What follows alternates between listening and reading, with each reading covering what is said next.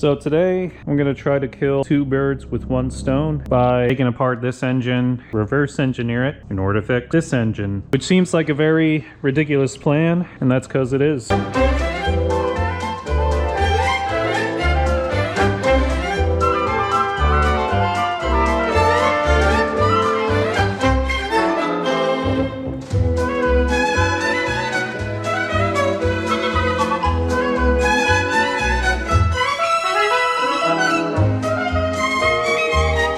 Some of these things I'm going to do first are based off of memory's sake. And if I'm correct, this is it. So we have an 11/16. So I'm going to take this SAE. I'm going to put it in my 1/2-inch drive system.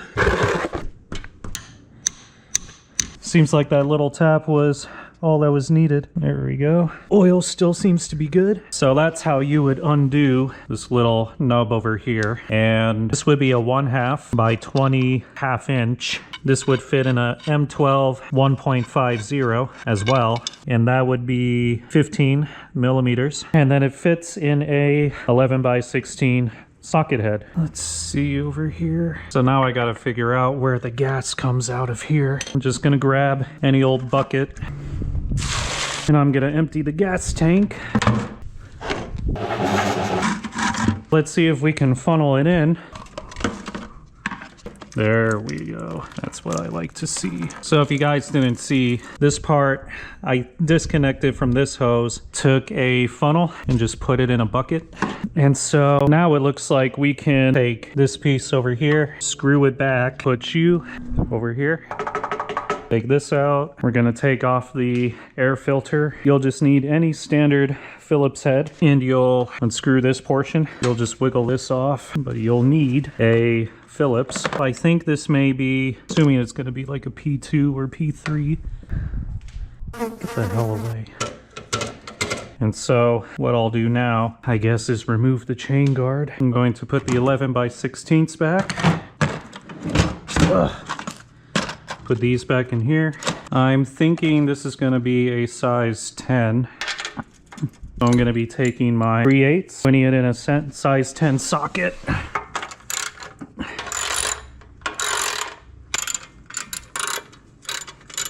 Right in this spot, you have the attachment, the chain guard down here, like so. And you can just remove that. To recap on here, size 10 socket. Over here, the washer size is gonna be, so a 12 millimeter M6. There's 3 of them. Here's the float needle that goes to the carburetor. So I'm gonna remove the carb. And I wonder if a 10 is gonna fit in here as well. Anybody else in their 30s just sigh a lot? And there's the pieces for this, and we're almost done here. Just taking these little guys off. So thus far, over here you have, once again, some M6 by 1.0s, 22 millimeters. The nut, 10 millimeters. There's 2 of them, and these will go for the time being, or I'll just keep these together. Next is this, and it looks like, once again, the 10 millimeter wins. So let's just... I'm gonna put you 2 over here.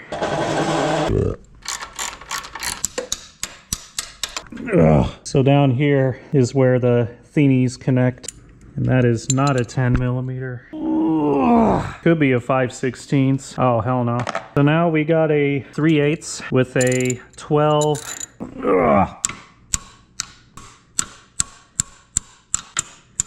So these are the rear, which is good to know. That's so great. Rock somehow stuck in there. Over here, as we just barely learned, front ones are over here, rear ones are over here. Again, this was a 12 millimeter. Those were for that. These had no bolts. They hooked onto the frame. And then these are M6s by 1.0. They're 12 millimeters. So those will go over here. The front ones, you have 2 of these. These would be an M8 by 1.25. And then these are 20 millimeters, top down, 12 hex. And then for the rear, you have 15 millimeters. I assume also an M8 by 1.25. These don't have bolts or washers either. They screw on the bottom of here and they're part of the engine, which is pretty unique. We need to take off the exhaust to see if a 10 or a 9 fits on here. And we would probably have to use a thingy.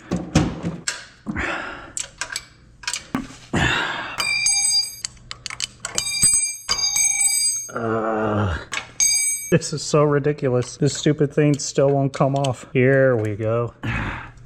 What would be the next step? Removing this. I'm assuming this is a 10. Going up in here. Screwing this. I'll put you over here. And then that is gonna be, I'm assuming maybe a 12. Nope. Could be 3/8. Nope. As I'm looking through these pieces, some of them are starting to make sense from when I was first taking a look at them. So that one was for this, and then these two over here.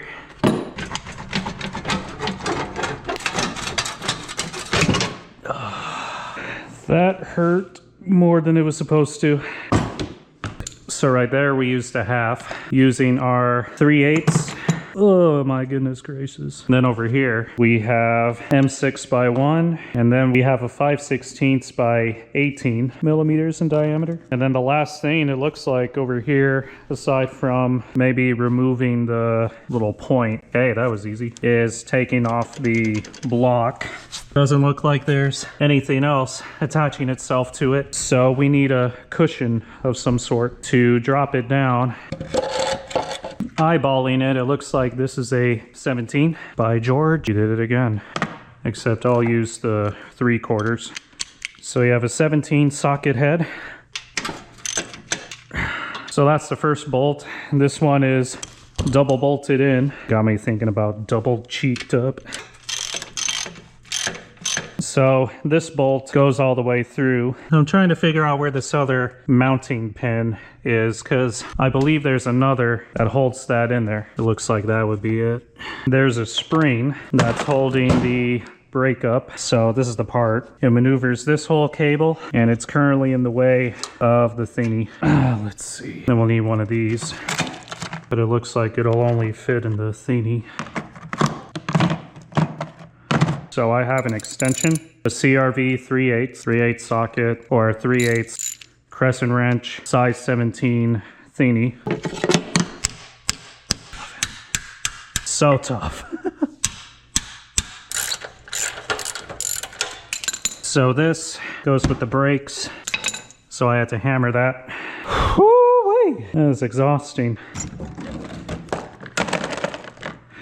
Put this back, take this out.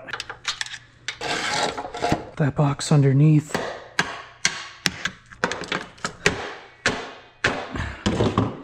Love it. So we got this, and then the piece de resistance.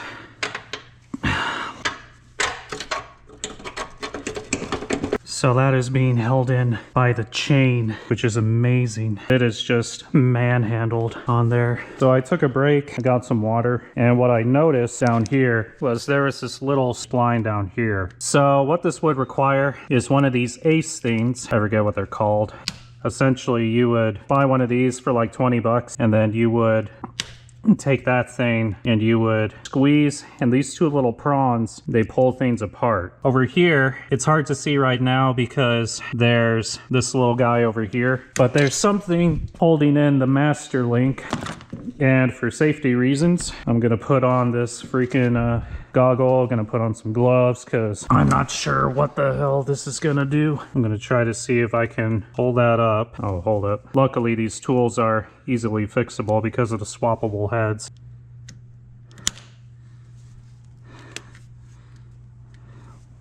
But this is the piece, and then supposedly you could just push these things through and then it'll take the chain off, which is what I'm gonna try to do over here. This piece was the second to go. Don't want to regret this. Yeah. This is the piece with the master link chain right there. As you can see, the engine fell off. Comes straight out. Over here, this is a wire cutting tool, but since I'm not really worrying about that right now. Famous last words. We have ourselves one engine block. You have yourself approximately, it's tempting to say that it's an M10 1.0. Here's a M10 1.25, and that is over 100 millimeters from the bottom, so 120. I'm going to eyeball it and say in between 125 to 128. Over here, this one is 105. Over here, this is an M10 1.25. Washers, this is about close to 20.